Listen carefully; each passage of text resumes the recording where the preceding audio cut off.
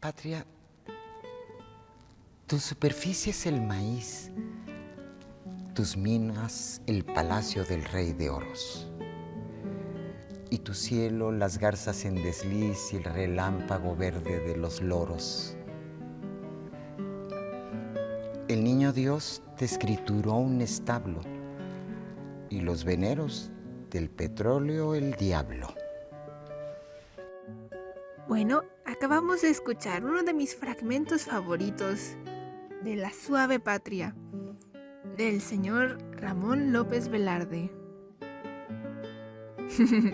Hola gente, ella es Sof y yo soy Pula, y hoy hablemos de un escritor mexicano, un escritor que vivió poco tiempo en medio de una intensa guerra revolucionaria, pero que a pesar de esto ha sido considerado como uno de los poetas más importantes y patrióticos de su país. Su trabajo literario estuvo enmarcado dentro del modernismo. Sí, su prosa, su poesía se caracterizaron por ser auténtica en cuanto a la estructura, y en ella de forma muy original, el amor y lo religioso estuvieron presentes. En algunos de sus escritos pretendió mostrar claros y marcados rasgos del día a día de México. Don Ramón López Velarde nació en el pueblo de Jerez, Zacatecas, el 15 de junio de 1888 y en una familia muy acomodada. Estudió humanidades en el Seminario Conciliar de la ciudad de Zacatecas, después en el Seminario Conciliar de Santa María de Guadalupe de la ciudad de Aguascalientes y posteriormente al Instituto de Ciencias de la misma ciudad. Después, en 1908, ingresó a la Escuela de Leyes del Instituto Científico y Literario de la ciudad de San Luis Potosí. Un dato curioso e importante fue que, durante las vacaciones del seminario, el señor Velarde se enamoró perdidamente de Josefa de los Ríos, un inspirador amor prohibido, debido a que eran primos. Igualmente se deprimió mucho cuando ella se murió. Pero bueno, mientras estudió en la universidad, López Velarde continuó escribiendo en varios medios impresos, entre ellos El Observador, El Debate, El Regional y Pluma y Lápiz, entre otros. Fue en esta época cuando su padre falleció, así que sus tíos maternos lo ayudaron para que siguiera con sus estudios. Durante sus años universitarios, López Velarde aprovechó para investigar y leer sobre el modernismo. Obviamente leyó mucho sobre esto y de ahí se influenció.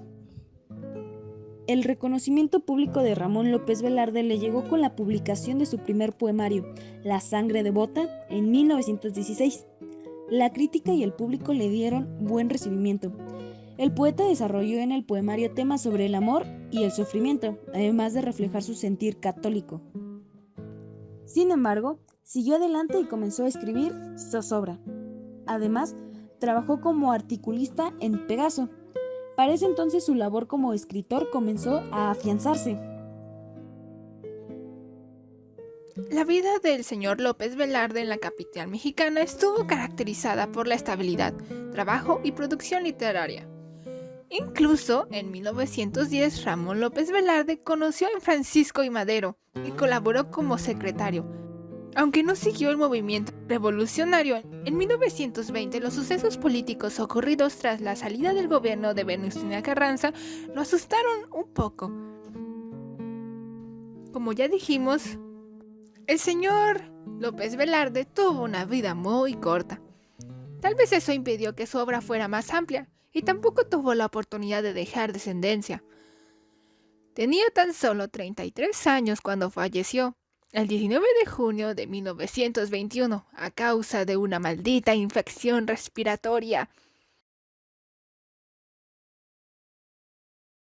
Y antes de pasar a hablar de su obra, primero tenemos que hablar de su estilo. El estilo literario de López Velarde estuvo dentro de las líneas del modernismo, con algunos roces con el movimiento de vanguardia. Hubo en su obra una contraposición entre los hábitos y las condiciones de la vida de la ciudad con la de los pueblos, reflejo de su propia experiencia. El escritor empleó en su obra un lenguaje culto y elegante. Tenía la capacidad de hacer que las frases ocuparan un lugar distinto, sin que el fondo o el contenido del texto cambiara de forma drástica. Los adjetivos y lo desentonado fueron parte importante de su obra.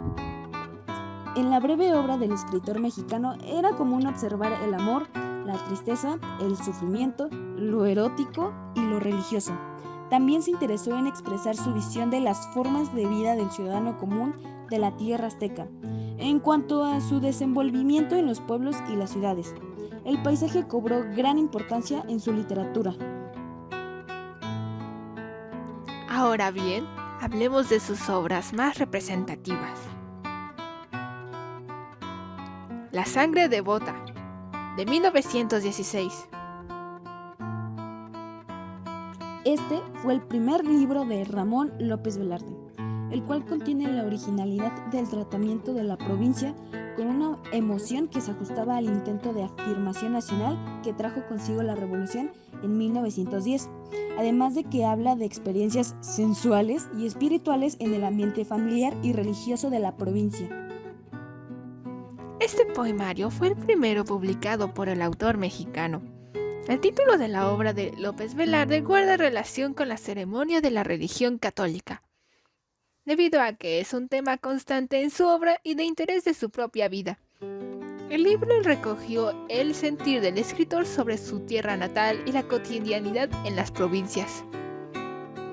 El escritor se encargó además de reflejar algunos elementos patrióticos que marcaron la vida de los mexicanos. A través del lenguaje logró recuperar, algunas veces con humor sarcástico, ciertos vocablos o palabras que habían dejado de usarse en los pueblos de México. Zozobra, de 1919.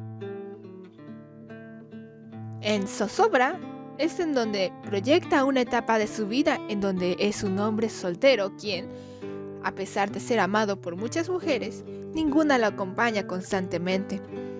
Asimismo, su obra La suave patria, su poema más conocido, escrito por el primer centenario de la consumación de la independencia de México, fue publicado en el libro póstumo El son del corazón.